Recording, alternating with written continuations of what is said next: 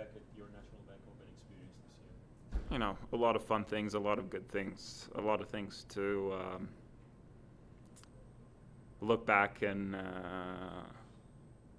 be proud of, and to kind of look back with a smile, and just happy with how the week went overall.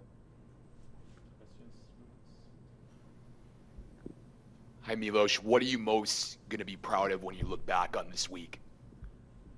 I think it's just, I did everything I could from, as soon as Wimbledon was over, and also it's accumulation of weeks before. I've kind of done everything I could, step by step, to try to make the most of it. Some things came together well.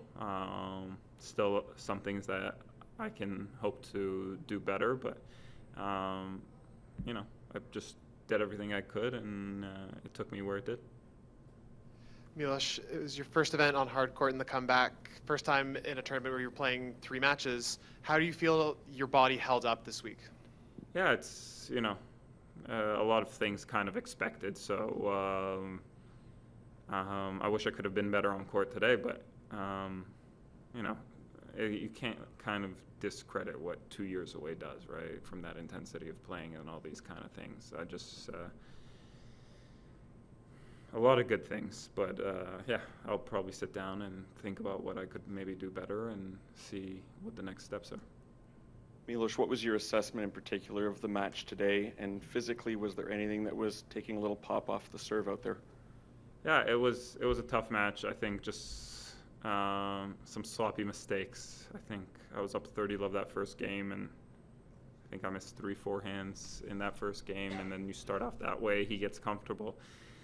And then, I just didn't have that same kind of speed on the serve that I needed to, and it's just a build-up over the last few matches and these kind of things. I just needed to. I need to be better in that case, and I wasn't able to be. Milos, there's been a lot of encouraging moments during this comeback run for you.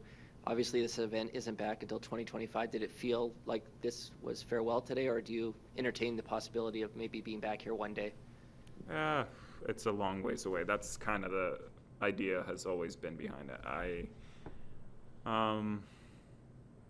I tried to enjoy each aspect of it as much as I could, and I don't know. 2 years away is a long time. I've been gone away for 2 years. You get a sense of how many things can change in that period of time. So it's a long ways away, and I probably won't even know that answer in 12 months or anything. So I just got to keep looking forward and keep it short term. Hi, Milos. Nicolas from La Presse in Montreal. A lot of top seeds are now eliminated. Now that you came back, do you feel that the level is much better than a few years ago? In what sense? In the sense that, top seeds are eliminated. Some players over the top 50, top 60 can beat now top seeds. So do you feel the overall level is maybe better, or it's more competitive? I don't know. For me, obviously, I haven't played enough of the top guys to know, but I would actually say it's a little bit the opposite. I think just 3 guys, to have 3 exemplary kind of legendary athletes in one sport, not even in one generation period, but in one sport at the same time, you kind of mess up with everybody's expectation of what is normal, right? If you look back at a lot of tournaments, you'd have the 3 of them playing this. Obviously, I'm talking like when all the 3 guys were taking Master Series seriously. I think it's, we've kind of forgotten it a little bit now, because it's been kind of just a pure focus on Grand Slams for them for the last couple of years. But when I was first on tour, it was pretty much them and Andy.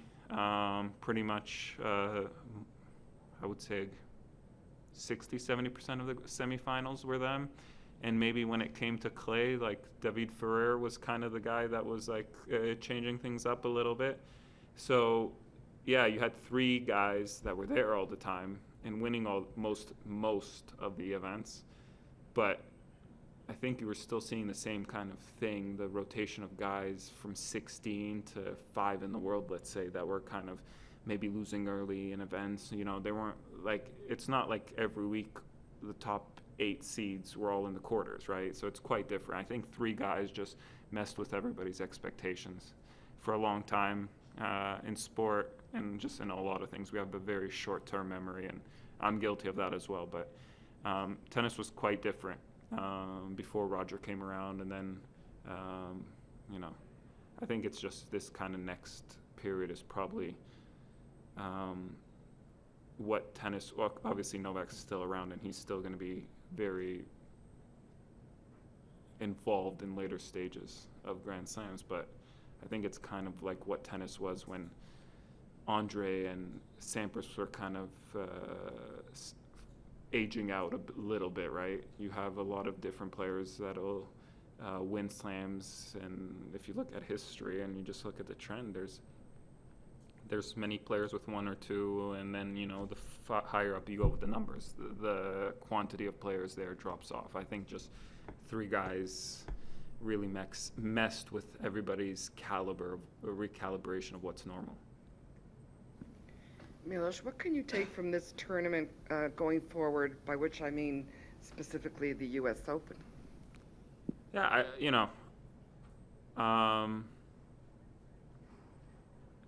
if all things are well, I can get myself in the right position. I can get myself ready. I can produce a high level of tennis, and then you step on court, you play, you give it everything you can, and you kind of see where you are. But I think I can still play a very high level that isn't very different from where I was, which is crazy to say years ago now. But and then I just got to give myself a chance and take it one by one. Hey, Milos. 3 tournaments in now. I'm wondering about your drive, your hunger. Are you feeling reinvigorated? Yeah, for a lot of things. I enjoy the competing. I enjoy the preparation. I enjoy the challenge.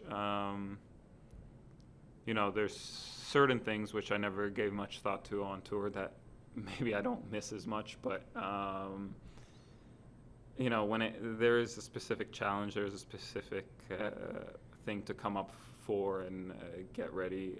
I really do enjoy that. I'm very competitive about everything. It's not tennis exclusively, so having that kind of purposeful progress goes a long ways with me and really gets me motivated.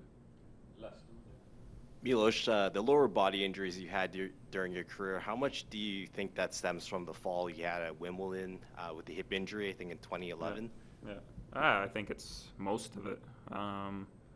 Most of it does center around that. Like, most of my injuries have been on the right leg. That was the right hip surgery. I think, surgery is often to fix things, but it's also like you're asleep and somebody's cutting a hole into your body and they're trying to fix something. That's some kind of trauma on its own, right? So, a lot of it probably does go back to that, but you're aware of it and you just try to work around it and make the adjustments as you can.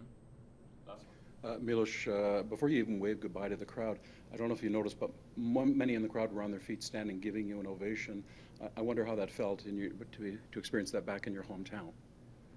Yeah, it's one of the most meaningful things. I think it's, I don't know, I didn't really get the glimpse of it. I got the sense of it through just the noise, and I think it's probably the most special and endearing thing about these, 3 matches from Monday night to yesterday to today, through the ups and downs of it all.